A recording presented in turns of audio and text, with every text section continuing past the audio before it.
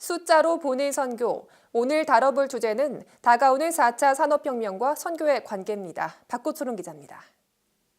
지난해 세간을 떠들썩하게 한 이세돌 구단과 알파고의 경기에 이어 올해 커제 구단까지도 패배하고 말았는데요.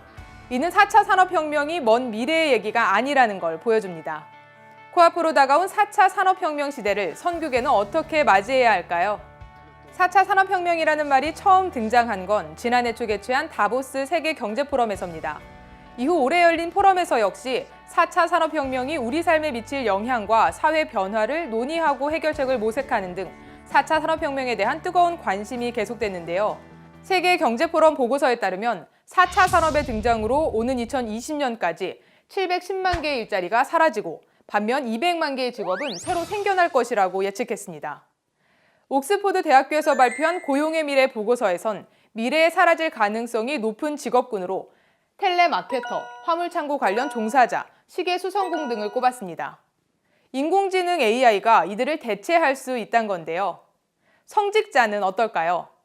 성직자가 사라질 가능성은 0.81%로 희박한 것으로 나타났습니다.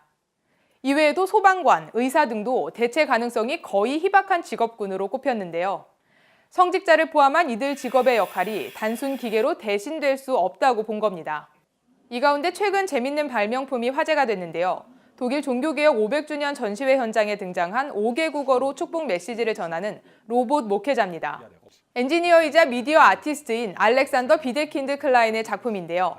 원하는 성경 구절을 터치스크린에서 터치하면 사람의 음성으로 읽어줍니다. 그렇다면 4차 산업혁명 시대에 선교사들의 역할은 어떻게 달라질까요? 올 초 한국선교연구원이 선교사 154명을 대상으로 조사한 결과에 따르면 10명 중 8명이 선교에 폭넓게 영향을 미칠 것으로 예상했습니다. 어떤 분야에 영향을 미칠 것인가를 묻는 질문에는 가장 많은 응답자가 선교 연구 분야를 꼽았고 차순으로 현장 선교 25.3%, 선교사 훈련 18%, 멤버 케어와 선교사 모집이 각각 9.3%를 기록했습니다.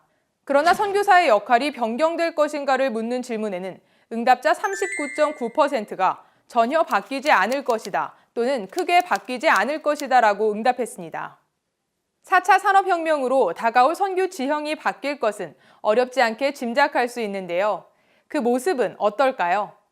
30억 개의 스마트폰에서 찾을 수 있습니다.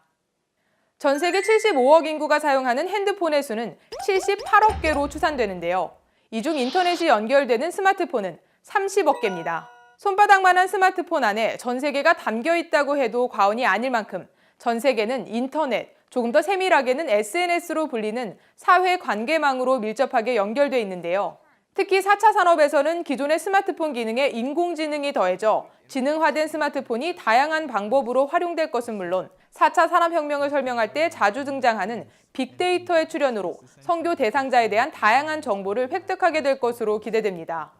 이 때문에 최근 스마트폰을 활용한 다양한 선교 도구들이 속속 등장하고 있는데요. FMNC가 지난 2015년 선교기술연구소를 설립하고 다양하게 선보인 선교 도구들에는 스마트 바이블, 비전 트립 앱, 성경 이야기 코딩 프로그램, 바이블 박스 등이 있습니다.